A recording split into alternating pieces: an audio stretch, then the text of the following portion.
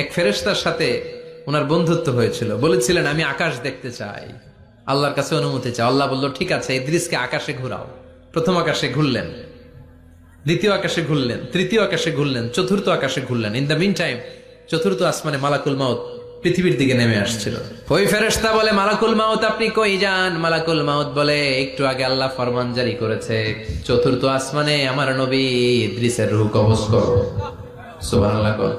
আমি বললাম, আল্লাহ আপনার পাঠানো নবী সাইয়েদনা ইদ্রিস থাকে দুনিয়ায়, চতুর্থ আসমানে পামু কই? আল্লাহ কয় কথা নাই, দৌড় দে। আমি দৌড় দিলাম, এসে দেখি ইদ্রিস আলাইহিস সালাম এখানে রেডি। সুবহানাল্লাহ। ওয়া রাফা'নাহু মাকানান আলিয়্যা। ইদ্রিস আলাইহিস সালামের রূহ কবজ দুনিয়ায় হয় নাই, চতুর্থ আকাশের মধ্যে হয়েছে। একটু চিৎকার করে পড়বেন সুবহানাল্লাহ।